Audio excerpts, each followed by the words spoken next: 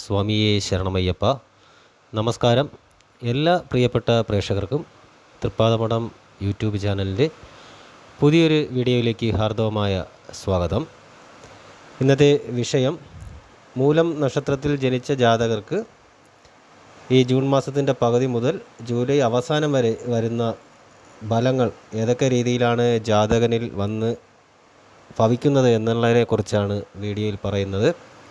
അതിനു മുന്നേ ആദ്യമായിട്ടാണ് ചാനൽ കാണുന്നതെങ്കിൽ ചാനലൊന്ന് സബ്സ്ക്രൈബ് ചെയ്യുകയും തൊട്ടടുത്തുള്ള ബെൽ ബട്ടൺ ആളെന്നുള്ളത് തിരഞ്ഞെടുക്കുകയും ചെയ്യുക. കൂടാതെ വീഡിയോ കാണുന്നവർ വീഡിയോ മുഴുവനായും കാണുവാൻ ശ്രമിക്കുക. ഈ പറഞ്ഞ സമയത്തെ ഗ്രഹസഞ്ചാരങ്ങൾ എന്ന് പറയുന്നത് ആദിത്യൻ ഇടവം മിഥുനം രാശികളിലും രോഹിണി മകയിരം തിരുവാതിര എന്നീ ഞാറ്റുവേലകളിലും സഞ്ചരിക്കുന്നൊരു കാലമാണ്. ഞാറ്റുവേലകളെന്ന് പറയുന്നത് രോഹിണി തിരുവാതിര ഭാഗികമായും മകയിരം ഞാറ്റുവേല പൂർണ്ണമായും ജൂൺ മാസത്തിലൂടെ കടന്നു പോകുന്നു എന്നുള്ളതാണ്.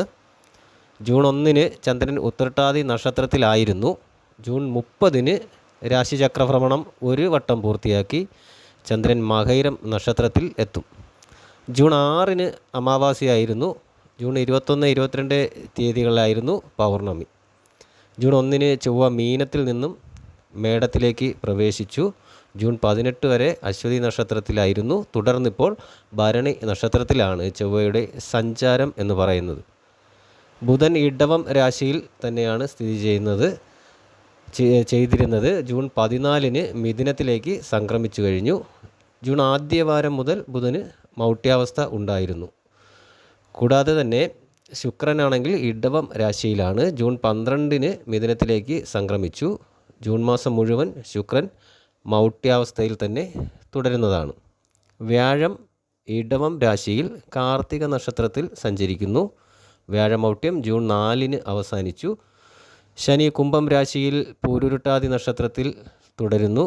രാഹു കേതു എന്നിവ, രാഹു മീനം രാശി രേവതി നക്ഷത്രത്തിലും കേതു കന്നി രാശിയിൽ അത്തം നക്ഷത്രത്തിലും അപ്രദക്ഷിണഗതിയിൽ സഞ്ചരിക്കുന്ന സമയമാണിത്.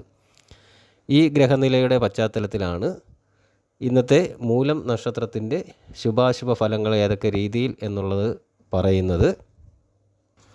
മൂലം നക്ഷത്ര ജാതകർക്ക് ഈ സമയത്ത് വഞ്ചനയിൽ അകപ്പെടാതെ സൂക്ഷിക്കേണ്ട ഒരു സമയമാണ്. പലപ്പോഴും സഹപ്രവർത്തകരുടെയും അല്ലെങ്കിൽ കീഴ് ജീവനക്കാരുടെ ഒക്കെ ജോലി കൂടി ചെയ്യേണ്ട ഒരു സാഹചര്യം ഉണ്ടാവും.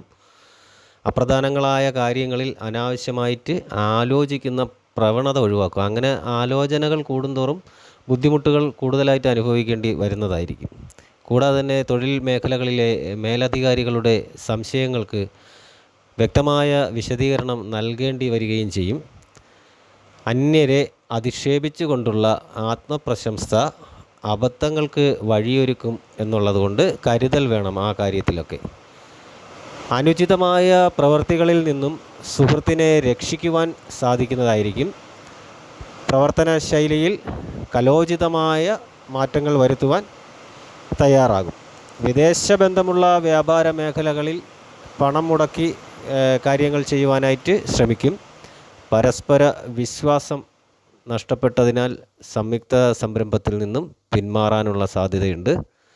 കൂടാതെ തന്നെ ഈ സമയത്ത് പൂർണ്ണതയില്ലാത്ത പദ്ധതികളിൽ പരാജയമുണ്ടാകുവാനുള്ള സാധ്യത വളരെ കൂടുതലാണ്.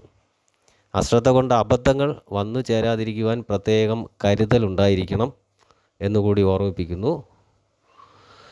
കൂടാതെ പൂർണ്ണത പോരാത്തതിനാൽ ഓരോ കാര്യങ്ങൾക്ക് വേണ്ടിയിട്ടുള്ള അനുമതിക്കുള്ള അപേക്ഷകൾ നിരസിക്കപ്പെടും എന്നുള്ളത് മനസ്സിലാക്കിയിരിക്കുക. ഉദ്യോഗം അന്വേഷിച്ചിട്ടുള്ള വിദേശ യാത്ര ഇപ്പോൾ ഈ സമയത്ത് സഫലമായെന്ന് വരില്ല.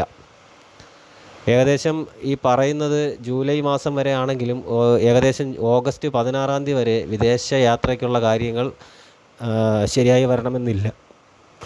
ആയതിനാൽ വിദേശയാത്ര ചെയ്യുവാൻ ശ്രമിക്കുന്നവർക്ക് ഈ ഓഗസ്റ്റ് 16 കഴിഞ്ഞിട്ട് ശ്രമിക്കുന്നതായിരിക്കും കുറച്ചുകൂടെ ഉചിതം എന്ന് പറയുന്നത്. സുഖദുഃഖങ്ങൾ ഒരുപോലെ വന്നു ചേരുന്നൊരു സമയമായിരിക്കും. കൂടാതെ തന്നെ പ്രലോഭനങ്ങളിൽ അകപ്പെടാതിരിക്കുക. ഓരോരുത്തരുടെ പ്രലോഭനങ്ങളിൽ പോയി അകപ്പെടാതിരിക്കുക. അത് വളരെയധികം ജീവിതത്തിൽ ബുദ്ധിമുട്ടുണ്ടാക്കുന്ന കാര്യമായിരിക്കും.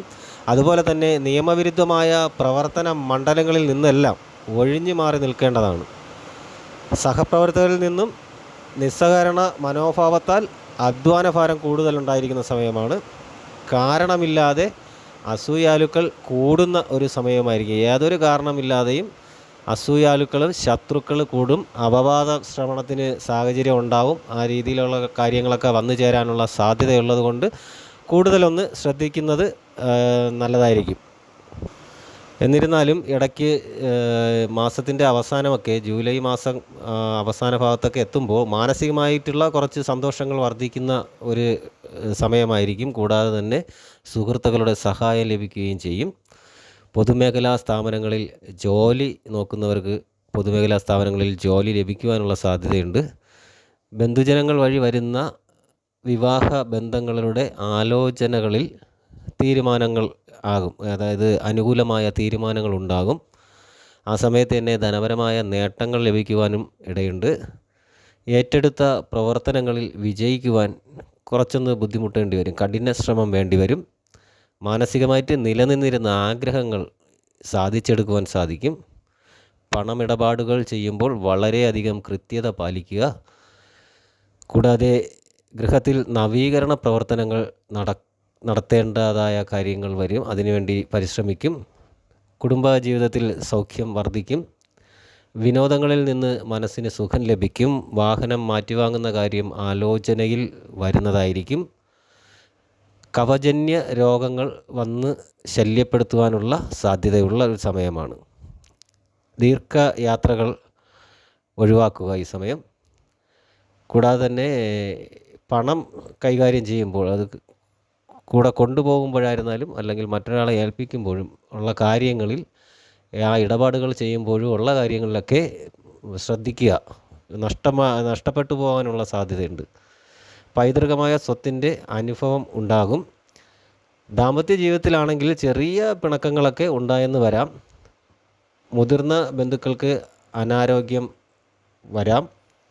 ഏർപ്പെടുന്ന കാര്യങ്ങളിൽ ഉയർന്ന വിജയം വിദ്യാഭ്യാസപരമായും തൊഴിൽപരമായും കൈവരിക്കും എന്നുള്ളതാണ് ഈ സമയം ഒന്നുകൂടെ പറയുന്നത്. ഇതിൻ്റെയൊക്കെ ദോഷശമനത്തിനും അല്ലെങ്കിൽ ഗുണവർദ്ധനവിനും വേണ്ടിയിട്ട് ശാസ്താവിൻ്റെ ഭജനം നടത്തുന്നതാണ് ഏറ്റവും നല്ലത്. ശാസ്താദർശനം നടത്തി എള്ള് പായസ നിവേദ്യം, പുഷ്പാഞ്ജലി, ഭാഗ്യസൂക്താർച്ചന എന്നിവയും നീരാഞ്ജനം പോലുള്ള വഴിപാടുകൾ നടത്തിക്കഴിഞ്ഞാൽ ദോഷശമനത്തിനൊക്കെ ഒരു പരിഹാരമാകും എന്നുള്ളതാണ്. ഈ രീതിയിലാണ് മൂലം നക്ഷത്ര ജാതകർക്ക് 2024 ജൂൺ മുതൽ ജൂലൈ അവസാനം വരെ വന്ന് ഭവിക്കുന്ന, ജീവിതത്തിലേക്ക് വരുന്ന ശുഭാശുഭമായ ഫലങ്ങൾ എന്ന് പറയുന്നത്. വീഡിയോ നിങ്ങൾക്ക് ഉപയോഗപ്രദമാണെന്ന് തോന്നിയാൽ വീഡിയോ മറ്റുള്ളവർക്ക് കൂടി ഷെയർ ചെയ്ത് കൊടുക്കുകയും ലൈക്ക് ചെയ്യുകയും ചെയ്യുക. കൂടാതെ എല്ലാ നല്ലവരായ പ്രേക്ഷകരുടെ വിലയേറിയ അഭിപ്രായങ്ങൾ, നിർദ്ദേശങ്ങൾ എന്നിവ കമൻ്റായിട്ട് രേഖപ്പെടുത്തുക.